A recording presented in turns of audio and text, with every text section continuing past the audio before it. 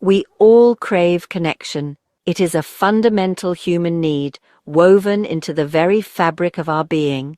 From the moment we are born, we seek love, security, and a sense of belonging from our caregivers.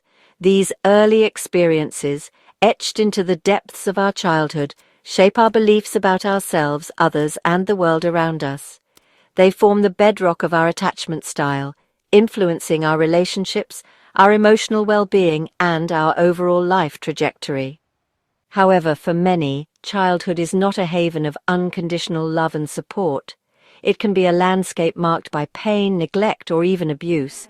These early wounds can leave deep scars, impacting our ability to form secure attachments, trust others, and experience true intimacy. We may find ourselves trapped in cycles of self-sabotage, drawn to unhealthy relationships, or struggling to regulate our emotions. But there is hope. Reparenting offers a transformative path to healing these early wounds and rewriting our attachment narratives. It is a courageous journey of self-discovery, compassion, and growth, allowing us to break free from the limitations of our past and create a more fulfilling and authentic present. Reparenting is not about blaming our parents or erasing the past. It is about understanding the profound impact of early experiences on our present-day lives and taking responsibility for our own healing. It is about stepping into the role of a loving and supportive parent for ourselves, providing the care and validation we may have missed as children. Through this process, we can begin to heal old wounds, cultivate secure attachment within ourselves, and build healthier, more fulfilling relationships with others. Attachment theory, pioneered by John Bowlby and Mary Ainsworth, provides a powerful framework for understanding the profound influence of early childhood experiences on our emotional and social development. It posits that infants are biologically predisposed to seek proximity to their caregivers, forming strong emotional bonds that are essential for their survival and well-being. These early attachment relationships serve as a blueprint for future relationships, shaping our beliefs about ourselves, others, and the world around us. When caregivers are consistently responsive, attuned, and emotionally available, children develop a secure attachment style. They learn to trust others, regulate their emotions effectively, and view themselves as worthy of love and belonging.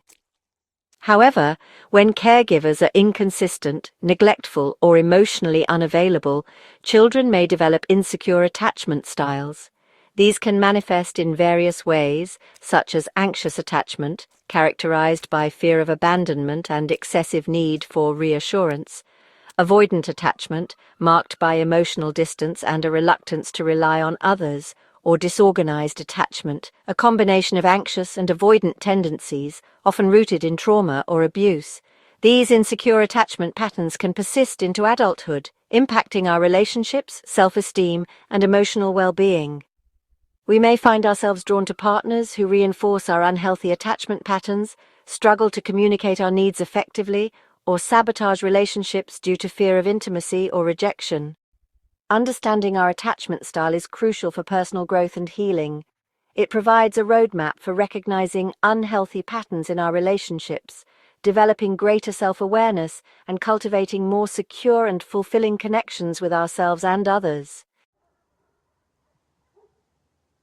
Reparenting, in its essence, is a transformative journey of self-healing and growth. It is the conscious decision to provide ourselves with the love, care, and validation we may have lacked during childhood, effectively becoming the nurturing parent we always needed. This process involves identifying our unmet needs, understanding how they continue to influence our present-day lives, and actively working to fulfill them in healthy and sustainable ways.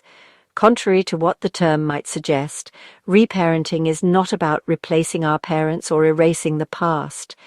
It is about acknowledging the impact of early experiences on our present-day realities and taking responsibility for our own healing.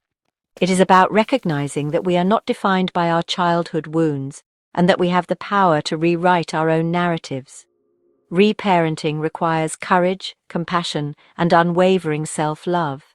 It is about diving deep into the depths of our being, confronting our pain with gentleness and understanding, and offering ourselves the same unconditional acceptance and support we would give to a cherished child.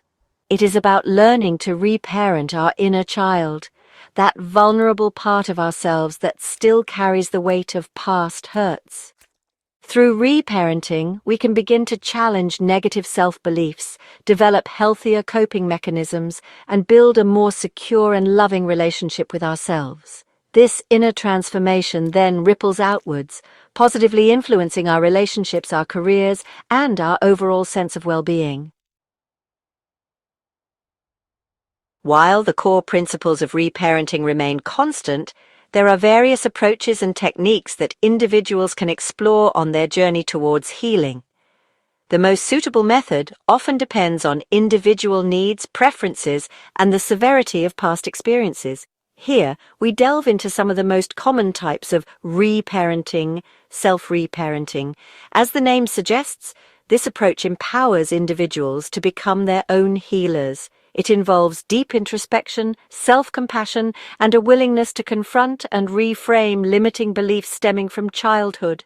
Through practices like journaling, inner child work, and positive self-talk, individuals can identify their unmet needs, validate their emotions, and offer themselves the love and support they yearned for. Spot reparenting. This method targets specific areas of need or unresolved trauma from childhood. It often involves working with a therapist skilled in attachment theory and trauma-informed care. Through therapy, individuals can process painful memories, challenge negative thought patterns, and develop healthier coping mechanisms for managing emotional triggers. Outdated forms. Historically, reparenting involved more intensive, immersive approaches such as total regression, where individuals lived in a therapeutic community with the therapist acting as a surrogate parent. However, these methods have largely been phased out due to ethical concerns, potential for dependency, and limited long-term effectiveness. It's important to note that reparenting is not a one-size-fits-all solution. Some individuals may benefit from a combination of approaches, while others may find that one method resonates more deeply with their needs. The key is to approach the process with an open mind, a willingness to experiment, and a deep sense of self-compassion.